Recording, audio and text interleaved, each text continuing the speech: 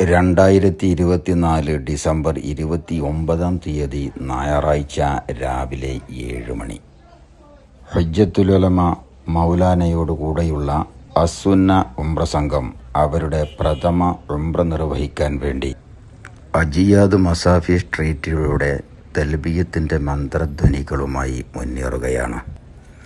ലബ്ബൈക് അല്ലാഹുമ്മ ലബ്ബൈക ലബ്ബൈക് ലാ ശരീക ലക ലബ്ബൈക് ഇന്നൽ ഹംദ വന്നിഅമത ലക വൽ മുൽക്ക് ലാ ശരീക ലക്.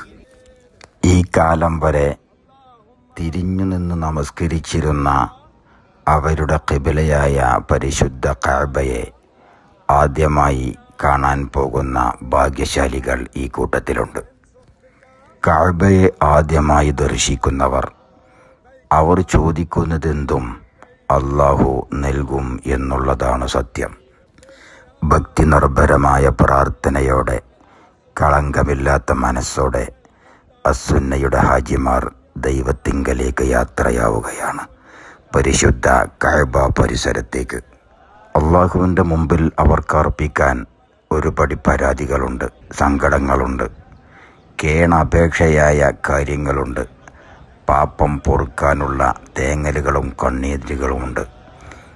ഈ ആഗ്രഹങ്ങളെല്ലാം മുന്നിൽ കണ്ടുകൊണ്ടാണ് അവർ ഈ പ്രദേശത്തും ഈ പുണ്യഭൂമിയിലും എത്തിയിട്ടുള്ളത്.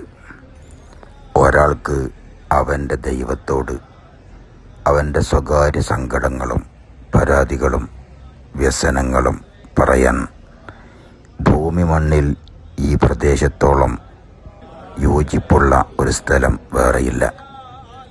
ഭൂമിയുടെ ഉപരിതലത്തിൽ ജീവിക്കുന്ന എല്ലാ മുസ്ലിങ്ങളും 5 നേരം ഈ പ്രദേശത്തേക്ക് തിരിഞ്ഞു നിൽക്കൽ നിർബന്ധമായ ബാധ്യതയാണ്. ഇസ്ലാമിക കാലത്തും ജാഹിലിയ കാലത്തും ജനങ്ങൾ ഒരുപോലെ ബഹുമാനിക്കുകയും ആദരിക്കുകയും ചെയ്തിരുന്ന ഒരു ഗേഹം പരിശുദ്ധ കഅബ. ആ കഅബ സ്ഥിതി ചെയ്യുന്ന പരിശുദ്ധ മക്കയിലാണ് അസ്സുന്നയുടെ ഹാജിമാർ ഇപ്പോൾ ഉള്ളത്. 4000 വർഷം മുമ്പ് ഖലീലുല്ലാഹി ഇബ്രാഹിം നബി അലൈഹിസ്സലാമിൻ്റെ വിളിക്ക് ഉത്തരം നൽകാൻ ഭാഗ്യം ലഭിച്ചവർ.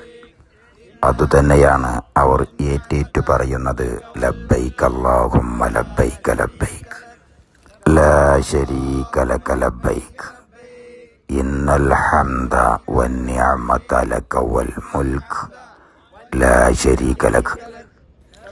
ഹുജ്ജത്തുൽ ഉലമ മൗലാനയാണ് ഈ സംഘത്തെ നിയന്ത്രിച്ചു കൊണ്ടിരിക്കുന്നത്.